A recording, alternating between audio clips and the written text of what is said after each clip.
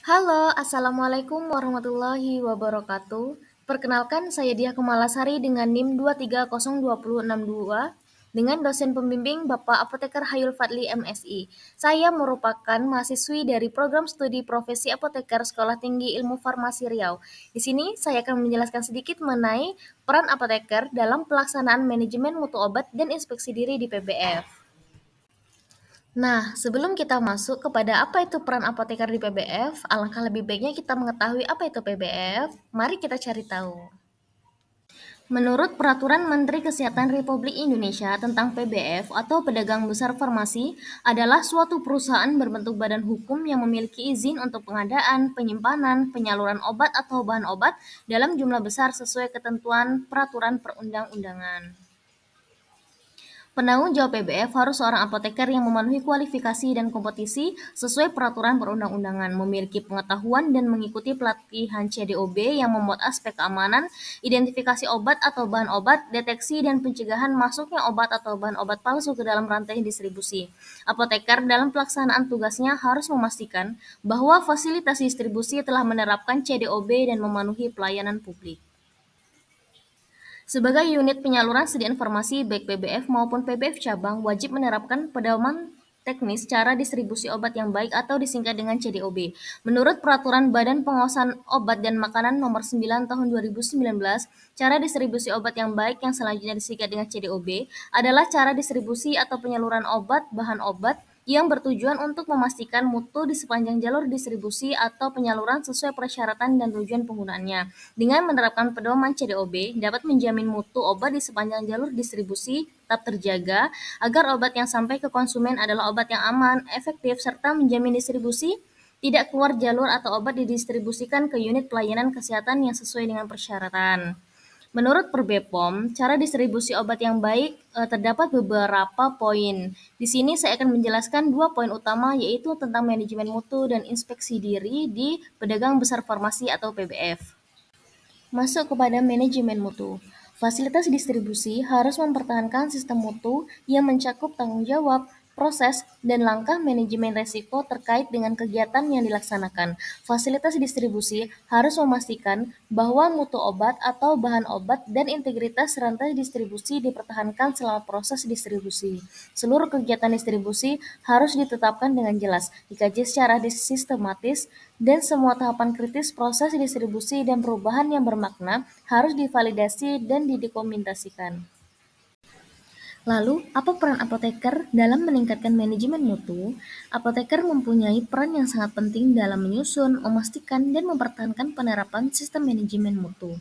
Dalam meningkatkan manajemen mutu, apoteker berperan dalam menyusun dan menyetujui program pelatihan dasar dan pelatihan lanjutan mengenai CDOB untuk semua personil yang terkait dalam kegiatan distribusi, memastikan inspeksi diri dilakukan secara berkala sesuai program dan tersedia tindakan perbaikan yang diperlukan.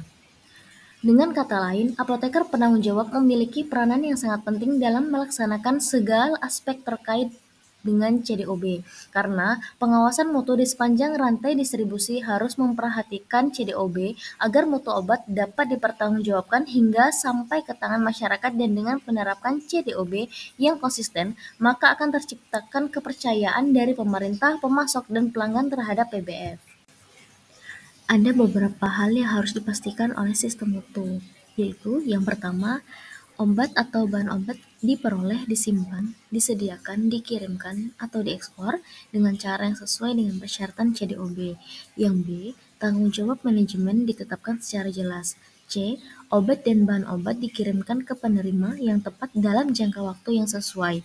D, kegiatan yang terkait dengan mutu dicatat pada saat kegiatan tersebut dilakukan. E, penyimpanan terhadap prosedur yang sudah ditetapkan, didokumentasikan, dan diselidiki.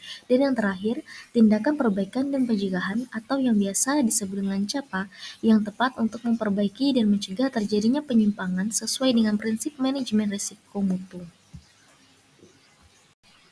Nah, sekarang kita masuk kepada inspeksi diri. Jadi, apa sih inspeksi diri? Inspeksi diri adalah inspeksi yang dilakukan oleh diri sendiri terhadap sistem. Inspeksi diri dilakukan untuk mengukur kinerja dan mengetahui apakah sistem yang direncanakan dan dijalankan sudah memenuhi standar yang seharusnya. Apabila ditemukan ketidaksesuaian, maka sesegera mungkin dilakukan perbaikan. Inspeksi diri wajib dilakukan minimal 6 bulan sekali. Inspeksi diri mencakup semua aspek tentang CDOB. Lalu, apa sih tujuan dari inspeksi diri ini diadakan? Jadi, inspeksi diri bertujuan untuk mengevaluasi seluruh sistem operasional yang ada di fasilitas distribusi dalam semua aspek yang dapat mempengaruhi mutu obat atau bahan obat, serta memastikan keefektifan sistem mutu yang telah diterapkan. Jadi, inspeksi diri ini sendiri bukan hanya digunakan untuk mencari kesalahan atau kelemahan, tetapi lebih utama mencari cara bagaimana untuk mencegah dan mengatasi masalah secara efektif. Nah, aspek-aspek dari inspeksi diri ini sendiri ada beberapa hal, yaitu yang pertama ada manajemen mutu, ada personalia, bangunan dan peralatan, dan ada proses operasional yang meliputi pengadaan, penerimaan, penyimpanan, pengiriman atau penyaluran, pengembalian, dan penarikan kembali atau recall. Nah, di dalam manajemen mutu maupun inspeksi diri yang sudah dijelaskan, ada beberapa kali menyinggung tentang istilah CAPA. Jadi, CAPA ini apa sih sebenarnya? Jadi, CAPA merupakan singkatan dari corrective action yang artinya tindakan perbaikan dan preventive action yang artinya tindakan pencegahan. Jadi, maksud dari tindakan perbaikan ini adalah tindakan menghilangkan penyebab ketidaksesuaian yang ditemukan atau situasi yang tidak dikehendaki, di mana hal ini bertujuan untuk mencegah terulangnya suatu ketidaksesuaian yang sudah pernah terjadi. Nah, tindakan pencegahan merupakan tindakan untuk menghilangkan menyebab ketidaksesuaian yang potensial atau situasi potensial lain yang tidak dikehendaki, bertujuan untuk mencegah terjadinya ketidaksesuaian. Mungkin hanya ini yang dapat saya sampaikan, semoga dapat membantu dan saya mohon maaf apabila ada kesalahan dalam saya berucap. Thanks for watching. Wassalamualaikum warahmatullahi wabarakatuh.